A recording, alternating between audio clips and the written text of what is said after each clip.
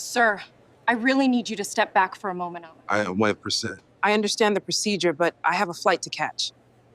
Sir, I need you to step aside. I have a flight to catch. The terminal shimmered under sterile white lights, a hum of luggage wheels and faint murmurs filling the air. Congressman David Langston adjusted his tie, exhaustion masked beneath his calm posture. After 3 days of policy meetings in D.C., all he wanted was a quiet flight home. He moved toward the VIP boarding line, black suit, polished shoes, ID badge clipped neatly. The attendant, a blonde woman with a tight bun and a colder smile, didn't even glance at his badge. "Sir, economy's that way." Her hand shot out, palm flat against his chest. The sudden touch froze the air, eyes turned. A few phones tilted upward, recording. David's throat tightened, words catching somewhere between disbelief and fury. "I'm in the right line," he said evenly, voice low, deliberate. Her smile sharpened. "I don't think so." The push wasn't hard, but it was enough. Enough for his briefcase to tumble, papers spilling like a silent protest onto the floor. Enough for whispers to ripple across the waiting area. A young man near the window muttered, "They always do this." David looked up, jaw locked. He straightened slowly, each motion deliberate. The attendant's smirk faltered when he pulled out his ID badge, the gold seal of the United States Congress glinting beneath the fluorescent lights. The silence that followed was heavier than the push. "I told you," David said quietly, eyes fixed on hers. "I'm in the right line." Then, over the loudspeaker, a voice announced, "Security to Gate 4. Now." David turned toward the sound, heart pounding, realizing the humiliation wasn't over. It was just beginning. The line to Gate 4 snaked beneath harsh fluorescent lights. A restless mix of business suits, weekend travelers, and the hum of boarding announcements. Congressman David Langston stood at the front, passport in hand, exhaustion clinging to his shoulders after 3 sleepless nights of legislative debate. He was used to scrutiny committee hearings, camera flashes, veiled hostility, but airports always brought something different. The gaze that questioned his belonging before his name was ever known. "Next, please." The attendant's tone was crisp. Her NAMA tag read Cheryl. She looked at David with polite indifference, then with doubt. Her eyes flicked from his face to his ticket. "Sir, this line's for first and VIP boarding only." "It is." David handed her his pass. Cheryl frowned, scanning the barcode. "I don't think so. You might want to check the line back there." Her hand gestured vaguely toward the economy queue, as if pointing out misplaced furniture. David's jaw flexed. "This says priority 1. I'm sure it does." She forced a laugh. "But we've had incidents before." The pause hung heavy and the word reeked of assumption. Thought someone behind him murmured, "Just let him through." Another whispered, "What's he doing up here?" Cheryl leaned closer, lowering her voice. "Sir, please don't make this difficult. I'm not." Silence between them turned solid. Then, as he took a step forward, she lifted her arm, flat palm against his chest. The touch was cold, quick, but deliberate. His briefcase slipped, papers spilled like startled birds across the floor. "Step back," she snapped. The murmurs turned to a low rumble. A phone camera light blinked on. David inhaled slowly, fingers trembling as he retrieved his ID badge. The golden seal gleamed under the sterile light. U.S. House of Representatives. Cheryl froze. Color drained from her face. "I told you," he said softly. "I'm in the right line." For a moment, everything was still until a voice cut through the terminal loudspeaker. "Security to Gate 4. Now." 2 uniformed guards appeared. "Sir, we've had a disturbance report," one said. Cheryl stepped back, her voice faltering. He got aggressive." David's eyes widened. "Aggressive?" His voice cracked with disbelief. The guard raised a hand. "Please, come with us." "No," David said, steady but sharp. "You're making a mistake." Whispers rippled through the line. A few travelers recorded, others turned away. One elderly woman muttered, "This is a disgrace." But the guards closed in. One took David's arm, guiding him toward the side corridor, gentle enough to appear civil, firm enough to leave no choice. As they walked, his reflection flashed across the glass wall, dark-suited, framed by uniformed men. He looked less like a congressman than a suspect. Behind him, Cheryl straightened her jacket, eyes darting to the phones, still recording. Her voice trembled as she whispered to a coworker, "Oh my God, what if he really is someone?" David didn't look back. He just kept walking, the sound of his briefcase wheels rattling against the tiled floor, echoing like a verdict. The room had no windows, just white walls, a metal table, and 2 chairs bolted to the floor. The hum of the fluorescent light above made the silence heavier. David sat straight backed, his jacket folded neatly across his lap. He could still feel the faint bruise of the flight attendant's hand against his chest. Security Officer Baj reading. Millen entered with a clipboard, mid-40s, clean-cut voice like sandpaper. "Congressman Langston," he said, his tone carrying disbelief, as though the title itself were an inconvenience. "We appreciate your cooperation." David looked at him evenly. "I wasn't given much choice." Millen ignored that. He took a seat across from him, flipping open a form. "We just need to clear up what happened at the gate. You were asked to step back and refused, correct?" "No," David said. "I was standing in the line I paid for. I was pushed." Millen's pen hovered. "Pushed, yes. By the attendant, yes." Millen made a small note, then leaned back. "Sir, she claims you became agitated and raised your voice." David exhaled through his nose. "I said, I'm in the right line. That's all." Millen nodded as if humoring him. "Understand, sir, we're required to follow up on any disturbance, no matter who's involved."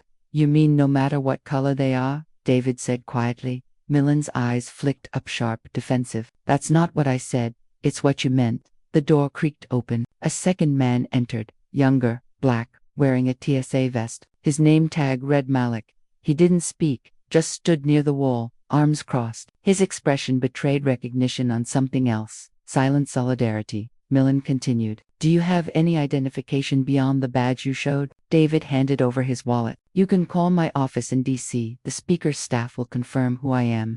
Millen gave a tight smile. "That won't be necessary. This is routine." Routine. The word stung worse than the insult. Minutes ticked by. The room smelled faintly of coffee and disinfectant. Somewhere in the hallway, a janitor's mop clacked against tile. David's voice broke the stillness. "You ever wonder how many of these routine checks happen to men who look like me?" Millen's jaw tightened. "Sir, let's not make this about race." "It is about race," David said. His voice didn't rise, it sank, low and resonant. "She didn't see a congressman. She saw a threat." Malik shifted slightly, eyes downcast. Millen scribbled another note. "We'll review the footage. If everything checks out, you'll be released shortly." "Footage?" David leaned forward. "Good. Then you'll see exactly what happened." Millen stood, gathering the papers. "Wait here." The door shut behind him with a metallic click. For a moment, there was only the buzz of the light. Then, Malik spoke. "Sir," he said softly, "I saw the feed. She pushed you first." David looked up. "You can confirm that?" Malik hesitated. "Yeah, but the report's already written. They'll say it was a misunderstanding, that you reacted strongly. That's how it goes." David's mouth tightened. "And you're okay with that?" Malik's eyes flicked toward the door. "Doesn't matter what I'm okay with. I got a kid, man. 1 paycheck away from nothing." The silence that followed was heavy with things unsaid. David nodded slowly. "I understand." Malik looked at him with quiet guilt. "For what it's worth, I'm sorry. You didn't deserve that." David leaned back, gaze fixed on the table. "No one does." When the door opened again, 2 airline executives stepped in suits, forced smiles, tension hidden behind corporate polish. "Congressman Langston," one began, "I'm so terribly sorry for this unfortunate mix-up, a complete misunderstanding. We'll have you on the next flight immediately." David's eyes flicked to the folder in the man's hand. "You've already written your version of events." "Sir, please, this isn't the place." He cut them off. "You think a closed room and polite voices undo what she did. What you're doing now." The older executive's tone sharpened. "We understand this was unpleasant, but we'd prefer not to escalate." David stood, slow and steady. "Then you should have thought about that before calling security." The air crackled between them. Finally, the younger executive exhaled and said, "Let's resolve this quietly, Congressman, for everyone's sake." David adjusted his tie. "No. For once, it won't be quiet." He picked up his jacket and walked out, Malik's gaze following him to the door. Behind him, Millen muttered to the executives, "He's gonna make trouble."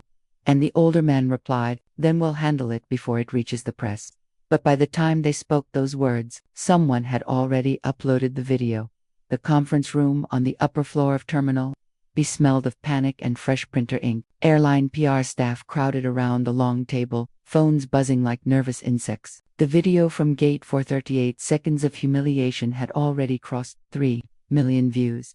David Langston sat across from them, motionless. He hadn't said a word since they ushered him in. The company's VP of Customer Affairs, a silver-haired man named Rogers, spoke first, voice measured, rehearsed. Congressman Langston, we want to express our deepest regret for what happened.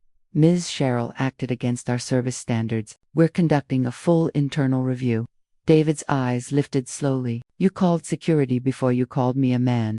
Rogers blinked. But you heard me. His tone was calm, almost clinical. You didn't treat me like a customer. You treated me like a threat. A young PR assistant, barely out of college, shifted nervously. Sir, we just want to make this right. We can upgrade you on future flights, offer compensation. David cut her off. You think this is about a seat? Silence. He leaned forward, fingers clasped. Your attendant pushed me. Your guards detained me. You all watched, and nobody stopped it. That's not a customer service issue. That's a system issue. Roger's polished mask cracked slightly. Congressman, we understand you're upset. I'm humiliated, David said, voice tightening, on camera, in front of strangers, and your response is an apology memo. Across the table, another executive spoke. Her nameplate read Kim, Legal Affairs. Her tone was precise, mechanical. We're prepared to issue a statement acknowledging the misunderstanding and reaffirming our commitment to We ask only that you refrain from speaking publicly. Kim hesitated, from escalating the situation before we've completed our investigation. David stared at her. You mean before you've contained it? Rogers tried again. Softer this time. Congressman, the world reacts fast online. It's best to keep this civil. We all lose when things become divisive. David's laugh was quiet, bitter. You're worried about division now. You divided me from every passenger in that terminal. When she laid her hand on my chest, the door opened. Malik entered, holding a folder. His face was drawn but determined. Sir, he said to Rogers, you'll want to see this. Rogers frowned. Not now. It's the footage, Malik said firmly. Full angle. Audio too. David turned his head slightly. Malik set the USB drive on the table and met his eyes for a moment. No words, just a small, defiant nod. Kim's voice broke the silence. We'll review that internally. David stood. No, you won't. That video's already public. Rogers stiffened. What? David picked up his phone, screen glowing. Headlines flashed across it. Flight attendant pushes black congressman in airport incident. Witness video sparks national outrage. PR team froze. Someone cursed under their breath. Rogers' voice lost its polish. Congressman, please, what can we do to make this right? David looked at him, eyes steady. You can start by naming what happened, out loud. Rogers hesitated. The others looked down at their notepads. Finally, he said, quietly, it was racial profiling. David nodded once. Good, now say it on record. Kim interjected, panicked. That's not possible without. Then you've said enough, David interrupted. He reached for his jacket. You want this to go away quietly. It won't. Not anymore. He moved toward the door. The young PR assistant whispered, Sir, please think of the bigger picture. He stopped, hand on the handle. I am. When he stepped into the hallway, flashes from nearby phones hit him like strobe lights. Journalists had already arrived, microphones, cameras, a swarm of questions. Congressman Langston, is it true you were assaulted? Do you plan to sue the airline? Was this racially motivated? David paused, the noise pressing in. Then he spoke clearly, voice steady. What happened to me isn't new. It's just finally being seen. The cameras caught every word. Inside the room, Rogers sank into a chair, whispering to Kim, we're done. And Malik, standing quietly near the wall, allowed himself the faintest smile. The footage spread faster than truth could follow. By morning, every major network had replayed the same 38 seconds. Cheryl's hand, the startled look, the push, and David's steady, restrained fury. Hashtags trended, pundits debated, strangers argued from behind glowing screens. In the Langston household, the TV's glow washed the living room in cold light. Angela Langston, his wife, sat forward on the couch, jaw tight, phone in hand. The anchor's voice droned. Congressman David Langston deigned after an alleged altercation with an airline employee sparks nationwide outrage. Alleged, Angela muttered. They caught it on video. What's alleged? David stood by the window, tie loosened, staring out at the quiet street. They'll call it anything but what it is. Angela turned to him. You should have let your aides handle the press. You look exhausted. I'm fine, he said. You're not. He didn't answer. The silence stretched between them until his phone buzzed again. His chief of staff, leaving another message. Sir, we've got CNN at the door. MSNBC wants a statement. Fox is framing it as aggressive behavior. David ended the call. From upstairs came the creak of a door. His teenage son, Jordan, appeared in the doorway, clutching his tablet. His voice was small. Dad, they're talking about you at school. Someone made a meme out of the video. Angela's breath caught. What kind of meme? Jordan hesitated. Like, they put your face on some criminal mugshot. Said, VIP means violent in public. David's expression didn't change, but something behind his eyes dimmed. Angela stood, voice trembling. That's enough internet for tonight, Jordan. He nodded, retreating upstairs without another word. The room went quiet again except for the television, where a commentator said, we have to ask, was this really racism, more just misunderstanding magnified by politics? David muted it. The silence that followed was louder than the debate. By noon, the story had split the nation in half. Hashtags warred across social media. Hashtag justice for Langston. Hashtag do your job, Cheryl. Hashtag stop playing victim on one screen. Activists demanded accountability. On another, pundits questioned his reaction. Each clip dissected his expression, tone, posture, as though dignity were aggression in disguise. His communications director, Ethan, called again. Sir, we need to control the narrative. Go on air, frame this as systemic bias, not personal outrage. David rubbed his temple. You think people care about nuance? They care about spectacle, Ethan replied. And right now, you're it. David looked at his reflection in the darkened TV screen, wearing the face of every black man told to stay calm in the face of humiliation. I didn't want this story, he said quietly. I just wanted to board a plane. That evening, a press conference was scheduled outside the terminal. Dozens of reporters gathered under gray skies, microphones clustered like metallic thorns. David stepped to the podium. Flashbulbs ignited. Congressman Langston, shouted a voice from the crowd. What do you say to claims this was exaggerated for political gain? He looked directly at the reporter. Do you think humiliation is a strategy? A murmur rippled through the crowd. He continued, voice even but firm. This isn't about one flight attendant. It's about every gate, every checkpoint, every moment someone decides who belongs and who doesn't. You call it an incident. I call it a mirror. Silence, then applause from a few, then many. But behind the cameras, Cheryl sat in her apartment, curtains drawn, watching the same clip in tears. The internet had found her name, her address. Her phone buzzed with hate from both sides, some calling her racist, others calling her a hero. Her voice trembled as she left a voicemail for her supervisor. I didn't mean to hurt anyone. It got out of control. Please, tell them that. The supervisor didn't answer. Back in D.C., David's phone lit up again this time.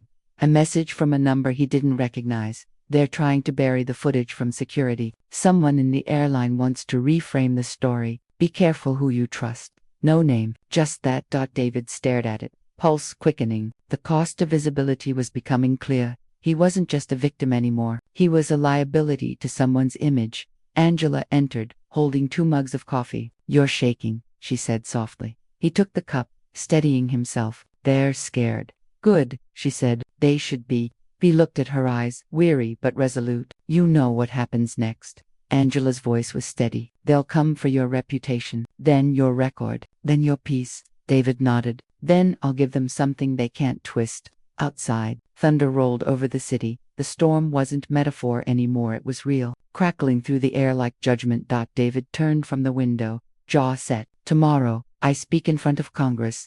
Angela's hand found his. Then make them listen.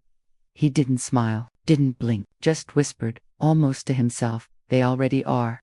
The Langston house, once a refuge from politics, now pulsed with unease. Curtains stayed drawn, the phone rang too often, and silence had weight. David's name wasn't just in headlines, it was in whispers, comments, and threats buried beneath fake smiles. Angela scrolled through her phone at the kitchen counter, her expression tightening. They posted our address, she said flatly. On a forum? David froze mid-sip of his coffee. Who? I don't know. Anonymous accounts. Some calling you a liar, others saying you should watch your back. He reached for the phone, scanning the screen. The words were venom dressed as commentary. Entitled Thug. Race card Congressman should have stayed in his place. David exhaled through his nose, setting the phone down carefully, like it might burn him. Block them all. Angela's eyes flashed. That's not enough. You need security. I'm not hiring guards to stand outside my home. That's not who I am. That's exactly who you need to be. She shot back. You think principles will stop a bullet? The sharpness in her tone startled him, but behind her anger was fear-old, ancestral fear, passed down like unwanted inheritance. He stepped closer. Angie, I'm sorry. She turned away, gripping the counter's edge. You shouldn't have to be sorry for anything. That's the problem. From the living room came the sound of footsteps. Jordan hovered in the doorway, his school backpack still on. Dad, he said quietly, Coach told me I should stay home from practice. He said there might be ... reporters. David looked at his son, the same calm eyes he saw in the mirror every morning, only younger, more fragile. You want to stay home? Jordan hesitated. No, I want to go. I just don't want to be that kid. Angela's voice softened. You mean the congressman's son? He nodded. David crouched down so they were eye level. You can't control what they call you, son. You only control how you carry the name. Jordan blinked hard. You didn't do anything wrong. I know, David said quietly, but sometimes telling the truth costs more than staying quiet. Jordan frowned. So, what do? You keep paying the price until the world changes the bill. The boy didn't understand fully, but he nodded anyway. Angela turned back to the stove, her voice breaking slightly. You always do this, David. You hold it all in until it eats you alive. You can't fight everyone. I don't need to, he said, just the system that protects them. The kettle whistled sharply shrill, angry, insistent. Angela switched it off, whispering, and if that system fights back. David looked toward the window. Outside, a black SUV idled on the corner press or surveillance. He couldn't tell any more. He said, then I'll remind them who they underestimated. Angela sighed, rubbing her temples. You're tired, and you're starting to sound like the people you debate. He smiled faintly. Maybe that's how you win. The smile faded as his phone buzzed again. A message from Ethan, his chief of staff. Congressional committee scheduled an emergency hearing. You'll testify Wednesday. Airline reps confirmed to appear. David's thumb hovered over the screen. It's happening, he murmured. Angela leaned against the counter, weary but proud. Then say what needs to be said. Not for headlines for us. He met her gaze. For everyone. The house settled into uneasy quiet again. Jordan retreated upstairs. Angela busied herself with dishes she didn't need to wash, and David sat at the kitchen table, eyes distant. Through the silence, he could hear the faint hum of the refrigerator, the muted sound of traffic, the pulse of a nation holding its breath. He opened his laptop, the glow illuminating his face, and began typing notes for his testimony. The cursor blinked at the top of the page like a heartbeat. Steady, defiant. Outside, another car slowed in front of the house. A camera flash lit the curtains. Angela looked up sharply. They're still watching. David didn't look away from the screen. Good, he said quietly. Let them. The congressional chamber buzzed with tension, the kind that lingers before history shifts, even slightly. Rows of cameras pointed toward the witness table, where David Langston sat beneath the carved words "In God We Trust." Across from him, 3 airline executives and their legal counsel waited, eyes cool and composed. The flight attendant, Cheryl, was absent on leave, they'd said. The chairperson, Senator Whitmore, cleared her throat. This special hearing will address the alleged incident involving Congressman Langston and North Air Airlines, as well as broader concerns about racial bias in commercial aviation. Mr. Langston, you may begin. David straightened his papers but didn't read from them. He spoke from memory, from the place where humiliation still burned. Madam Chair, members of the committee, what happened to me at Gate 4 wasn't a misunderstanding. It was a pattern, one I've seen my entire life, dressed in different uniforms. A low murmur ran through the audience. Cameras zoomed closer. The flight attendant didn't ask to see my ticket, he continued. She assumed, and when I stood my ground, she called security, not because I was a danger, but because I didn't act like I knew my place. One of the executives shifted in his seat. Senator Whitmore leaned forward. Congressman, what did you experience once security arrived? David's voice stayed measured. A polite detention, the kind meant to look harmless. That's how it works. Now a racism, dressed in procedure. The stenographer's keys clicked furiously. Whitmore nodded gravely. Thank you. Mr. Rogers, you're representing the silver-haired VP from the meeting room cleared his throat. Yes, Madam Chair. We deeply regret what occurred. However, we believe this was a singular lapse in judgment by an individual employee, not a reflection of our institution. David's gaze hardened. An individual employee who followed your policies. Rogers frowned. Excuse me, your internal memos, David said, sliding a printed document across the table. The ones instructing staff to flag suspicious passengers in premium lines. I've read them. Murmurs erupted. Reporters typed furiously. Senator Whitmore raised an eyebrow. Mr. Rogers, are you aware of these policies? Rogers hesitated. Those are risk assessment guidelines, not discrimination. David leaned forward. They list unusual demeanor and non-traditional presentation for ticket class. You mean people who look like they don't belong? Rogers began to sweat. That's an interpretation. It's the only interpretation, David replied. A congressman down the table spoke. A middle-aged white man with a rehearsed smile. Mr. Langston, surely you understand airlines must maintain vigilance in a security environment. David cut him off. Security isn't the issue. Bias disguised as vigilance is. The silence that followed was thick and charged. Senator Whitmore motioned for order. Mr. Langston, please continue. David looked at the panel, at the cameras, at the millions unseen beyond them. When she pushed me, it wasn't her hand that did the damage. It was everything behind it, the quiet permission of a culture that still believes civility matters more than justice. The look in the bystanders' eyes told me everything, that they'd seen it before, and they'd see it again. His voice trembled not from fear, but from restraint.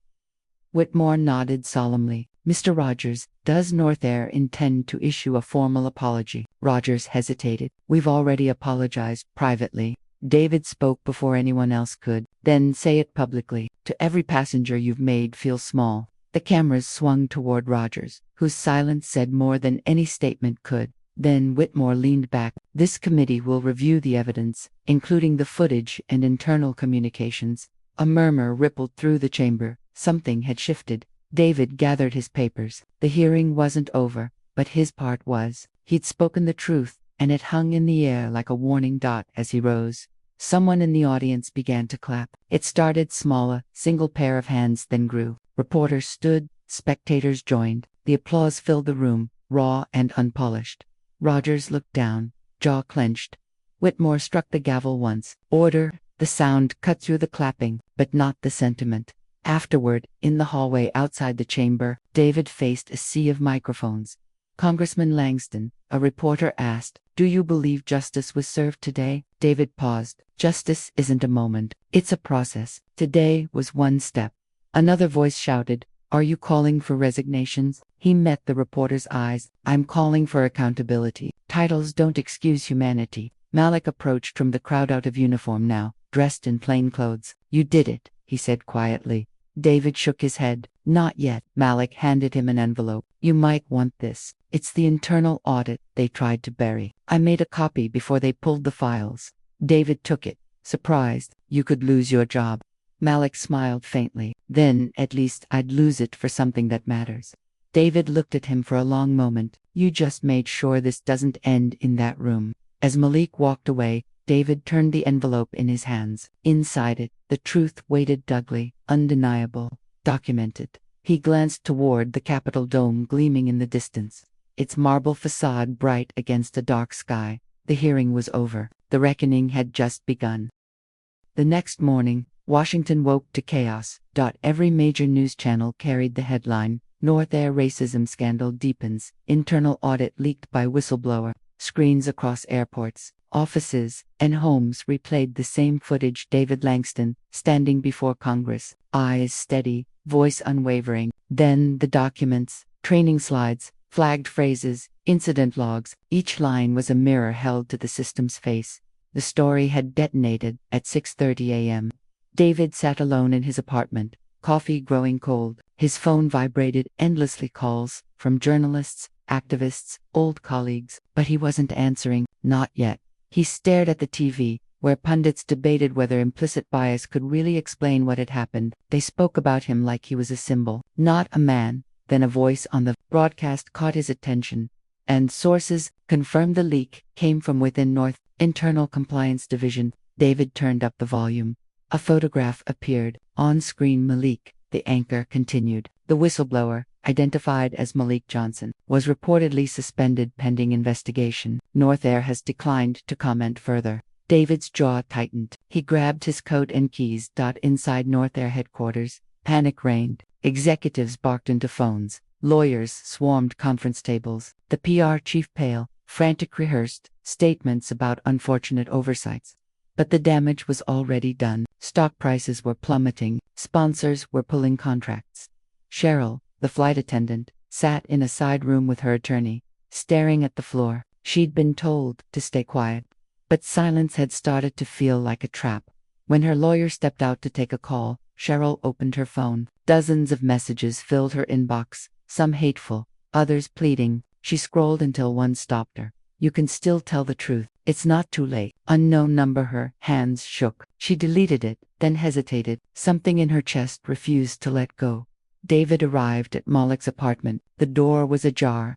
Inside, boxes were half-packed. Malik sat on the couch, staring at a termination notice. "You shouldn't be here," he said without looking up, "and you shouldn't be alone." Malik laughed bitterly. "They said I violated company confidentiality. They're threatening legal action." David picked up the paper, reading the cold bureaucratic phrasing. "You told the truth." "Doesn't matter. Truth doesn't pay rent." David sat beside him. "Then I'll make sure it does." Malik looked at him sharply. "You're serious?" "I'm filing a formal ethics complaint. Congressional authority covers whistleblower protection. They can't bury this." Malik exhaled. "They already tried. You know how many people they've paid off before." David's eyes hardened. "Then we'll make sure this time they can't." A knock interrupted them. Cheryl stood in the doorway.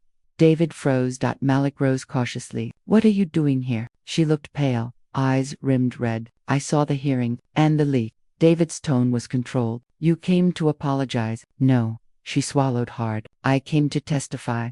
Hours later, the three sat in a small DC diner, away from cameras and noise. The table between them was littered with notes, phone recordings, and copies of the audit. Cheryl spoke in a low voice. "I didn't push you because of your ticket. I pushed you because I panicked. The system teaches us that certain people might cause trouble. We're told to act before others question us." David's expression didn't soften. "And you believed them?" She nodded slowly. "I did, until I saw your face afterward." Malik glanced at David. "If she's willing to speak, that changes everything." David leaned back. "You'll be crucified by your company." "I already am," she said quietly. "But I'd rather lose my job than keep my silence." David studied her for a long moment. "Then we move fast." By nightfall, a new headline spread. "Flight attendant confirms racial profiling training at North Air." The footage came from a live interview. Cheryl, sitting opposite a national journalist, trembling but resolute. "I followed policy," she said on air, "and that policy was racist." The world watched in stunned silence. David, at home again, saw it all unfold. For the first time in weeks, he let himself exhale. The phone rang. It was Senator Whitmore. "You've started something, Congressman," she said. "There's talk of a full federal inquiry." David's voice was steady. "It's not about me. It's about the system that let this happen." Whitmore paused. "Then make sure you finish what you started." The line clicked off. Outside, rain streaked the windows. City lights blurred into soft reflections. David sat in the dim room, exhaustion weighing on him, but beneath it, a pulse of something else, not triumph, not relief, conviction. Because tomorrow, the cameras would be back. The hearings would continue. The statements, the denials, the spin, it would all return. But this time, he wouldn't be the one on defense. The truth was public now, and once exposed, it couldn't be silenced again. The city was still dark when David Langston stepped out of his apartment. Tie already nodded, coat collar up against the wind. The storm had passed overnight, but its echo lingered. Sirens, flashing lights, news vans lined along the Capitol steps. He wasn't walking toward another hearing today. He was walking toward the end of it. At 9 a.m., the Committee on Transportation and Ethics would deliver its findings. North Air's executives, government officials, and the public would all be watching. As he approached the steps, cameras flashed. A reporter shouted, "Congressman Langston, do you expect resignations today?" He didn't stop walking. "I expect accountability," he said, voice firm. echoing off marble. Inside, the chamber was already full. Cheryl sat near the back, her hands clasped tightly. Malik stood beside her, a quiet pillar of support. Neither spoke, they didn't need to. The gavel struck once. This committee is now in session. Senator Whitmore began. Her tone was measured, but beneath it ran something electric. After reviewing the evidence including internal communications, recorded testimonies, and whistleblower documents, the committee has determined that Northair Airlines engaged in systematic racial profiling practices at multiple levels of operation.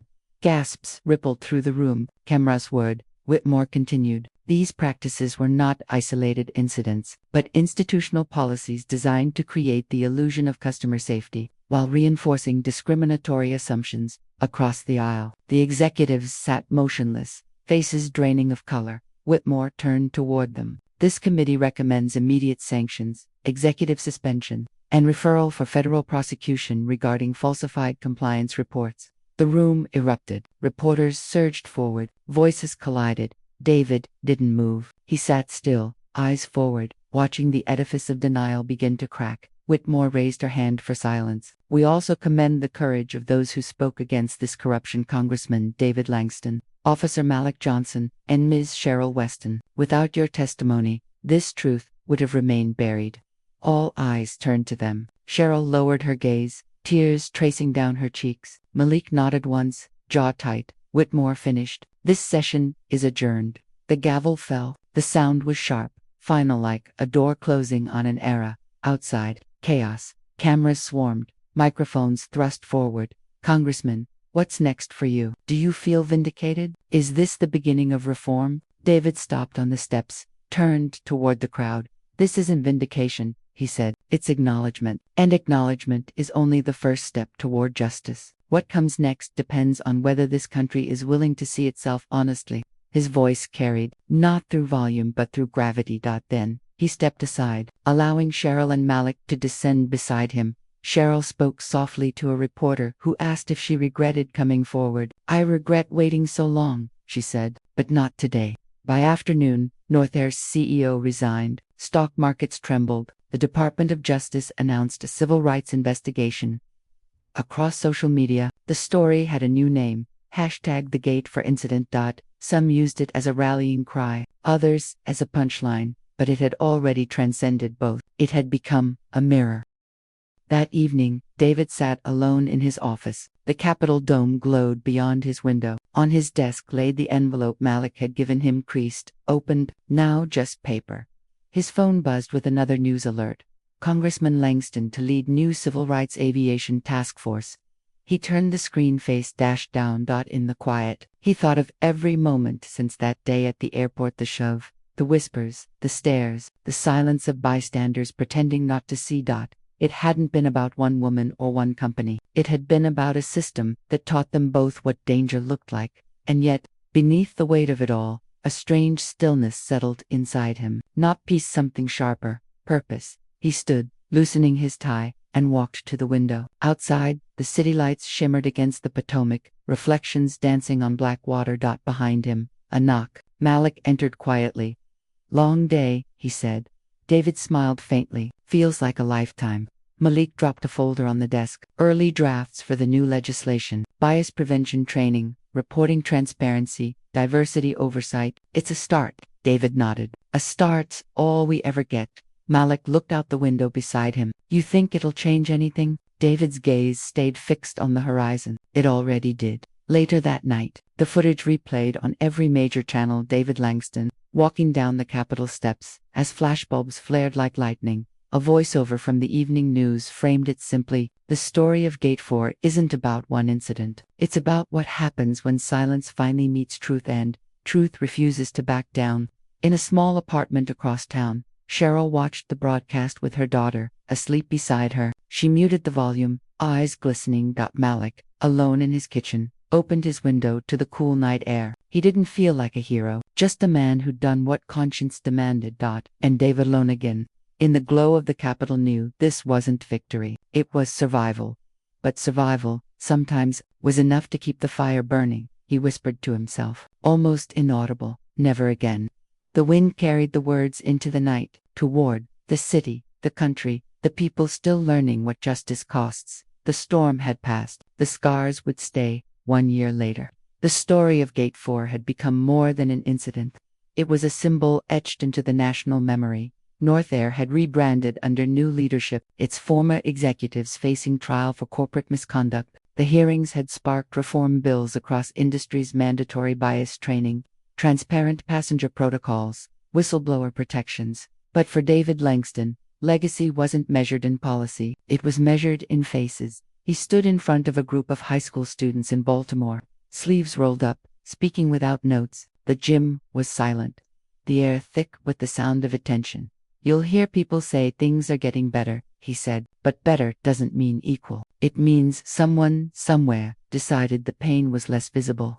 A boy in the front row raised his hand. "How do you keep going, sir, after everything?" David smiled faintly, because silence is heavier than struggle, and I've carried both. After the talk, a young teacher approached him. "They needed to hear that," she said softly. "Most of them have already learned to shrink themselves before the world tells them to." David nodded. "Then remind them every day they don't have to." As he left the school, rain began to fall, gentle, unthreatening. For once, it felt like cleansing, not omen. That evening, David visited Malik. The small apartment had changed. Framed photos lined the wall. Family, graduation, a commendation for whistleblower service. "You got promoted," David said, nodding toward the plaque. Malik chuckled. "Consultant for the new Civil Rights Oversight Board. Never thought doing the right thing would actually get me a paycheck. You earned it." They sat on the balcony, city lights flickering below. Malik handed him a folder. "Draft report for the first year of the reform initiative. Complaint rates dropped 30%. David skimmed the papers, expression unreadable. "That's something." Malik studied him. "You still don't believe it's enough, do you?" David looked up, eyes steady. "Not yet, but it's a start. Every wall starts with a crack." Malik leaned back. "You ever think about running again?" David shook his head slowly. "Politics was the platform. Change is the purpose. I don't need the title to keep fighting." Across town, Cheryl Weston sat in a small coffee shop, nervously stirring her cup. The past year had been brutal. Death threats, public shaming, a life rebuilt from fragments. But she'd survived. Her phone buzzed. A message from an unknown number. "I watched your interview last night. My daughter works for an airline. Because of you." She spoke up when her supervisor crossed the line. "Thank you." Cheryl exhaled shakily, wiping her eyes. The world hadn't forgiven her, but maybe it was beginning to understand. She looked out the window, where the rain was beginning to lighten, and whispered, "Finally." Later that week, a documentary aired, Gate 4, the flight that changed the system. It opened with the security footage, grainy, brutal. Cheryl's hand on David's chest, the push, the stares, the silence. Then it cut to the hearing, the applause, the aftermath. Critics called it a story of conscience in a system built on convenience. Others called it uncomfortable. David didn't watch it. He'd lived every frame. Instead, he sat at his desk drafting a speech for the National Civil Rights Summit. His hands moved slowly, deliberately. Injustice does not end when it is exposed. It ends when those who benefit from silence choose to speak. He paused, underlining the line once. At the summit, the crowd was immense. Leaders, activists, citizens from every background. David stood at the podium, his reflection caught in the glass teleprompter. He spoke without theatrics, no shouting, no slogans, just truth. "When I was shoved at Gate 4, he said, I realized something cruel, not that racism still existed, but that it had evolved. It learned to smile, to apologize, to wear policy as a disguise, but it's still here, waiting for silence to protect it." The hall was utterly still. So the question isn't whether progress is possible, it's whether courage can outlast comfort. He looked over the crowd, Malik near the front, Cheryl standing in the aisle, her eyes wet. David's voice softened. "This country doesn't need heroes. It needs witnesses who refuse to look away." Applause began like a heartbeat, steady, unstoppable, rising into a roar. After the summit, David stood alone on the steps outside the hall. Night had fallen. The air smelled of rain and stone. Bollock joined him quietly. "You think people will remember?" David looked at the sky, faint stars breaking through the clouds. "Not me, but the lesson. Maybe." Malik nodded slowly. "And if they don't?" David smiled faintly. "Then we'll remind them."